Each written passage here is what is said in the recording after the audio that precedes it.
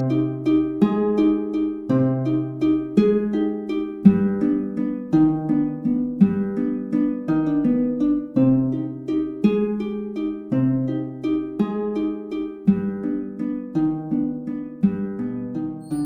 back. We're starting part 2 of our introduction to Wuthering Heights, our new book club in Annotations After Dark. All right, so let's briefly talk about how we're going to take this novel. Claudine and I discussed, and we really think that the best way to attack this novel is through 5 acts. So we'll have the first act being exposition. The second act is our rising action. Third act is the complication of the plot and the climax. Act 4 is the falling action. And then Act 5, the denouement resolution. So we will attack this book as well as our other texts in this same framework. So it's more digestible and we can really take some like overarching narratives and themes instead of just chapter by chapter, because that's a little too much. But we will be telling you what chapters break down for each part so that you guys can follow along every week. It's almost like it'll be your motivation to read this many chapters to get to the next episode and discuss it with us. Absolutely. And those will be in the episode notes below. So to get us into Wuthering Heights, there's an important element that we need to discuss that truly encompasses some of the literary items at work to get us into this exposition. Exposition meaning the introduction of the time, the setting, and our important characters. So the Gothic tradition is, heavily afoot in this novel. Now, while the novel couldn't be solely set as like a Victorian Gothic, there are other elements at play here. But a couple of the most standout elements from the Gothic tradition that we find are multiple narrators. So this story has multiple narrators, and we will get into the first one through the eyes of Lockwood, who will introduce us to the setting of Thrushcross Grange and Wuthering Heights, as well as to our characters. Now, why multiple narrators? Having multiple narrators really kind of sets up suspense in a story because no one person has all the details. So you have to kind of walk through these different narrators in order to piece together the puzzle of what happened, what's going on, and what lenses can we trust or not trust, which also introduces our second element, which is the unreliable narrator. And as we see and are introduced to Wuthering Heights through the eyes of Lockwood, we have to ask ourselves and other narrators to come, are they trustworthy? Can we believe what they see and what they say? This also adds an element of suspense. So we're really getting from multiple angles, eyes on a situation where no one can know the whole truth, but it's being filtered through these different characters who bring their own backgrounds and experiences into the story. And then finally, we have the element of the supernatural, which we will get to in this first chunk of the book. And the supernatural is there for various reasons. It can be a haunting past. It could be guilt. It could be, omens of the future. So as we walk through these first chapters of Wuthering Heights through our very interesting character of Lockwood, please continue to ask yourself, is this narrator reliable? What does he see versus what does he say and what is understood? And what of a ghost story, if any, is this? Claudia, take us off with a summary. Okay. So chapter 1. Now, what I like to do when I do, my reading is to give every chapter a little title, just so I remember what happens in it. So my first chapter I called An Annoying Tenant, because that's what Lockwood is. At least to me. Michelle and I had a huge debate on this, but I think... No, he's annoying. I agree. So our narrator, Lockwood, who I think is an idiot, he comes to talk to his landlord, Heathcliff, because Lockwood's like, oh my God, he's a misanthrope, just like me, because that's what all misanthropes say, right? A misanthrope, What's by the way, a misanthrope? Misanthrope is someone who a misanthrope is someone who doesn't like other people, like thinks that people are they think people suck, okay? But so I think it's funny that he's like, he's a misanthrope just like me. Because yeah, that's what misanthropes like to do, is find other people. So anyway, Heathcliff is not impressed by Lockwood. Neither am I. But Lockwood's like, so we're besties now, right?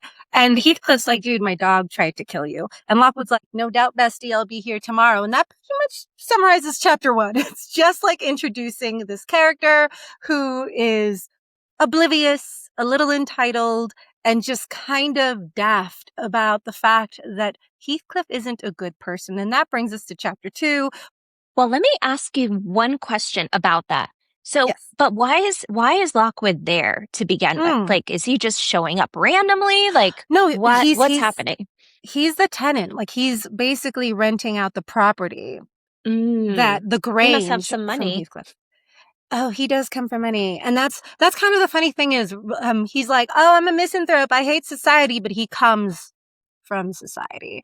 And he is of the upper class, but he doesn't like the upper class because he's not like the other society members. He's a cool society member, that kind of attitude. Okay. Yeah, gotcha. So he comes to talk to Heathcliff, and Heathcliff's really not impressed with him. And he's like, all right, see you tomorrow. And Heathcliff's like, please don't. And he leaves. The next day, he comes back. He's bored. He's like hanging out in his new situation.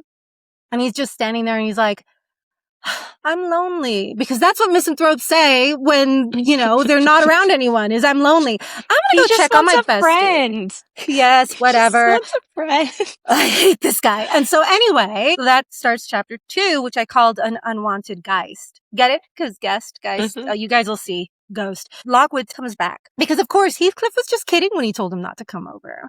And so when he arrives at the Grange, which is the place he's renting, and he comes back to Wuthering Heights, which is, back then all these houses had names. They called them things like grand houses. And these are far apart. Like, they're not next door. Like, you actually travel to this other home. Oh yeah, he has to walk for miles. So he walks all the way to see Heathcliff. And when he gets there, he is greeted very poorly by everybody who lives at Wuthering Heights. Everybody is miserable. They're like, what are you doing here? Ew, go away. And he's like, no, I'm here to visit my bestie Heathcliff. And they're like, he's not here, go away. And Lockwood's like, it's okay, I'll wait. And so he waits around, and as he's waiting around, he's describing this very dysfunctional family that is completely defying every trope of what polite society is supposed to be. And you see his discomfort because he doesn't know, is this person high class or is this person low class? Because they are not subscribing to the way you're supposed to behave. Like, oh my gosh, clutch my pearls. Nobody even offers him any tea. God, he's so insufferable. Heathcliff finally shows up. And at this point, Lockwood is like, I'm starting to think that Heathcliff isn't that good of a person. Because what gave you that idea? But unfortunately for Lockwood at this point, it has started to rain outside or snow, one of the two things. Either way, and it's gotten very dark, and he can't walk back. And so he's like, hey, can you lend me a horse? And Heathcliff's like, no. And he's like, well, can you send me a guide to help me back? And he's like, no. And the guy's like, look, I'm going to die if I go out there. And Heathcliff's like, die then.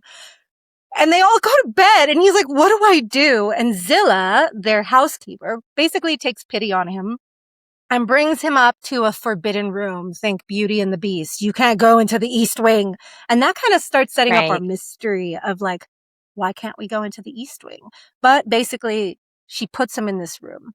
And that brings us to chapter 3, which I titled Ghosts of the Past, because every good mystery, why is this room forbidden? Why isn't anyone allowed in here?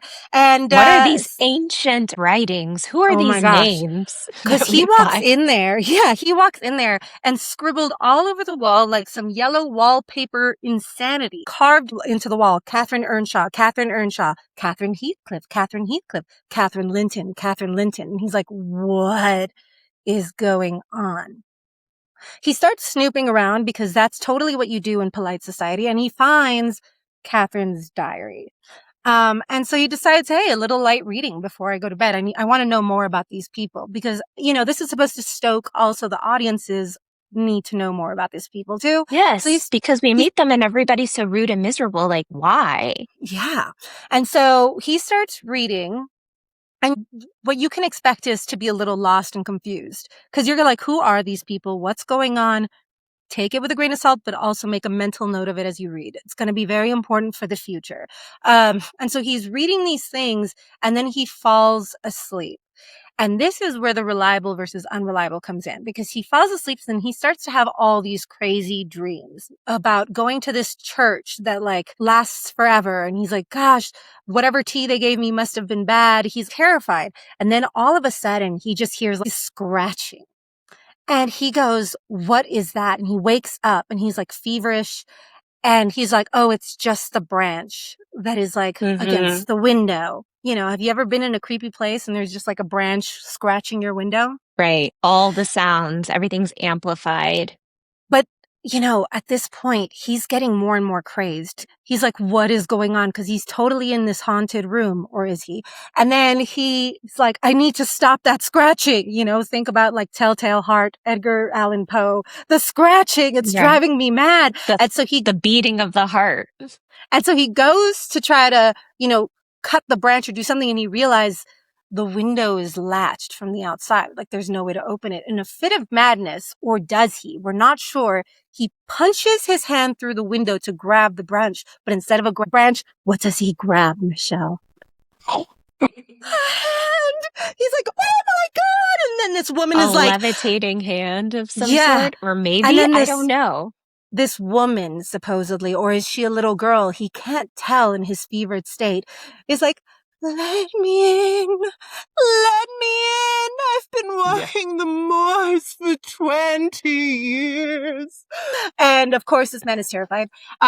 He pretty much pees himself. He starts screaming like a little girl, and then cut to him basically thrashing around in bed, screaming bloody murder. Heathcliff comes running in and is like, what the devil? And Heathcliff's like, what are you doing in here? Who let you in? And he's like, it's Wazilla. Do it to her. This place is haunted. Get me out of here. And he's like, haunted? Yeah. What do you mean haunted? She's like, that girl tried to kill me. He's like, what girl? He sends our narrator to his bedroom. But as our narrator leaves, he hears Heathcliff going, my love, Catherine, come back. Come back. And thus we have the mystery. Like, what the hell is going on here? Was it a ghost story? Was it not a ghost story? Is this guy just crazy? Unreliable narrator. Well, I love the introduction of this story because when we think about of how it's framed with Lockwood, he is quintessentially the audience, right? He is used as a tool to, you know, be an outsider coming in who is learning about all of these people, just as we are. So that's why I don't have like the same feelings about Lockwood as you do. I hate him. I think he's annoying, but I just think he's all of us. Like, oh, you know, why would you rent out your property if you weren't expecting to like be a landlord? Be hospitable and things like that. But if I rent a property to you a mile away, do not come to my house. That's the property I rented, not my house. You're the one who's going to tell me, you know, all the different things about this area. But anywho, him being the outsider is used as a narrative tool to get us into the information. And he is just as confused as we are. He has just as many questions. And I think too, because he is new, he doesn't know anybody. The fact that everyone is so cold to him really sparks his and our curiosity. Like, what could have happened here? And also, when we meet the main characters that we will follow in and out of the novel, Heathcliff, Harrington, Catherine, and then we have Zillah and Joseph and Nellie, we have them as well. We do not understand the connections between all of these people. And there aren't those relevant, I don't want to call it a red flag, but kind of these like exclamation points above their head to just subtly differentiate who is who and how are they related or connected to one another. So the question is, why is it structured this way outside of, you know, the outsider coming in? Because we're going to have multiple frames of narrators, and he's the first one. Oh, yeah. So an important note to our readers, not our readers, but Bronte's readers who are reading through this podcast is you're going to be confused a lot, okay? Just like Lockwood is confused a lot. Even though I hate this guy, Michelle's not wrong. He is kind of all of us in his confusion. And not aiding to this confusion is the fact that everybody's named the same thing. Everybody's named the same thing. I'll be putting down a family tree in the episode links in every single episode just so you guys could keep reminding yourselves who is who, because, oh God. Yes. And then there's narration within narration within narration. Can I make one quick comment on you saying that everybody is named the same? And I forgot to mention this when we were talking about the Gothic conventions.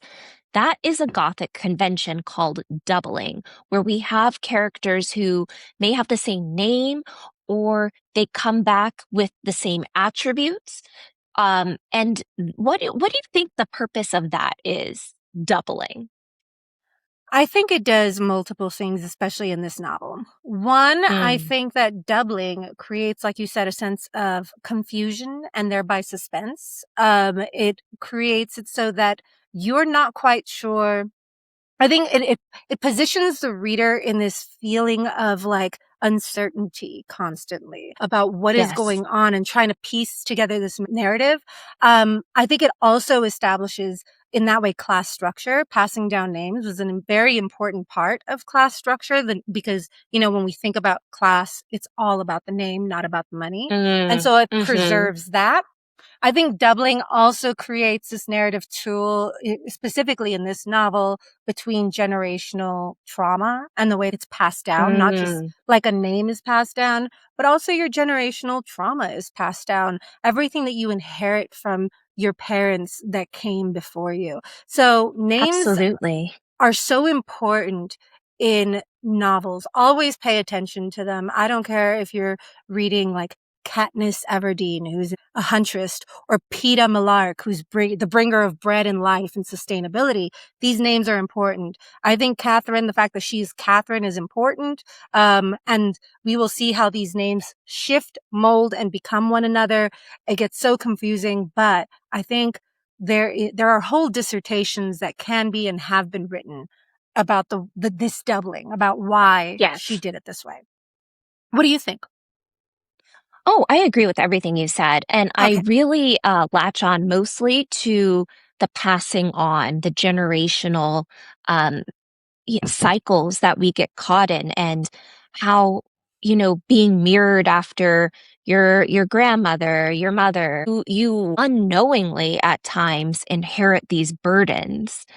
And the question is it possible to break these? Or, at what point can we address these generational traumas, as you said, and move to a space to begin anew, or be in a neutral space to try to seek for something different? And I think a lot of these characters that we will see, they shoulder a lot, and they're born into circumstances that even they don't understand. And so they keep at times repeating the same mistakes because they are absent the context for how they got to where they are. So that goes into our narration as well, because there are important pieces that we will see that are left out, whether it's known and not told or not seen. So it requires your reader, all of us, to kind of fill in some of these gaps, which I think makes this novel so fascinating, because there are questions we will never have the answer to, specifically in character motivation. So with that being said, thinking about character motivation, we have the table setting, the outsider coming in. We have our setting of Thrushcross Grange and Wuthering Heights, and our very, for now, kind of limited cast of characters that we'll learn more in our next episode. But what of the ghost story?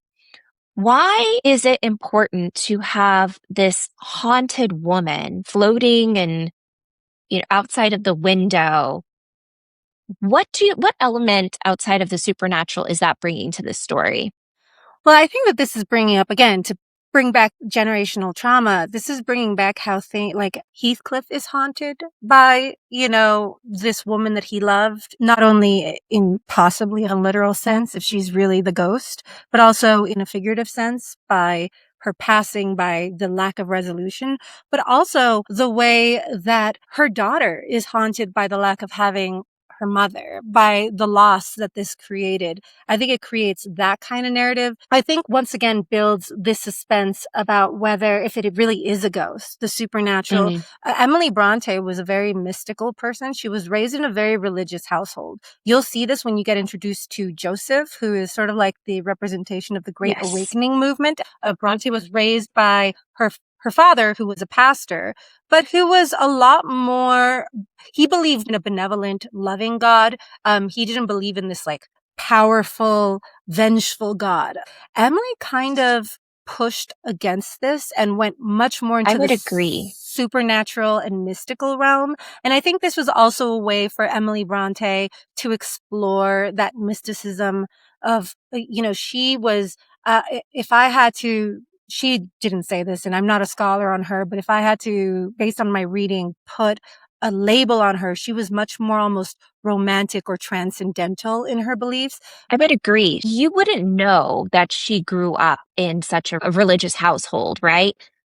Outside of the character of Joseph, their religion isn't an active part in these people's lives. No. Even though she does use some of the imagery, but it's not because it's like, it's overwrought in teaching a lesson. It's more of like part of the language of the society rather than anything else. Well, and I mean, she was a believer in God and she was deeply spiritual. I think she rejected and even criticized a lot of the hypocrisy and the rigidity of this religious movement and any religious movement. She actually seemed very critical of organized religion. We don't know a lot about this because Charlotte Brontë, unfortunately, burnt a lot of her writing after Emily died. Many scholars believe it was to protect the family's reputation. But to get back to this like ghost idea, I think, she was also a girl who was surrounded by death, the death of her mother, the death of her older sisters, the death of children all around her that she wasn't allowed to play with because her father was so terrified of something happening to them that she probably wrote about ghosts and the afterlife, especially in the moors, as a spiritual connection to trying to understand what happens after death. And so I love that ghost story in chapter 3 because if we to take it literally, that Catherine's ghost is there and not just haunting inside the realms of a person's psychosis. Because she's grappling with the idea of death and what it does to the people who are left behind. And I think that Emily Brontë is kind of having this attitude in the first 3 chapters of her novel. To go back to Lockwood, I think that the reason that Lockwood, as much as he's an important character, don't get me wrong, just because I hate him doesn't mean I wish he wasn't there. I hate him because of what he represents in society, and I think that if I were to make an argument, Emily Brontë is setting him up as a fool, is setting him up as like just the oblivious person in everyday life who doesn't really observe the world around him, who doesn't really try to understand other people, who doesn't really try to understand what's happening. He's just going through the motions and he's a poser playing at being a misanthrope, but he's not really one. There's an inauthenticity to him. And the fact that he is unreliable like this, and then he's the one who presents Catherine's ghost to us, kind of pulls that mystery of who is this woman? What is this story? And you wonder whether you like him or not because she wants us to dismiss what he's saying, but because it enhances the mystery. Because I think Lockwood is an idiot, now I want to know the story and I'm paying closer attention because I know that this kid, he's going to give me the details and then he's going to interpret them, but I'm going to be wary of how he interprets them and I'm going to go deeper on the details myself. And I think that's a great puzzle piece to have with Lockwood because it's not just that he's an idiot. He's a very self-centered person. So his interpretations are the ones that can't be trusted. So I think it's like he tells us what he sees, but how he thinks about it or interprets it lends to his silliness, foolishness, if you will.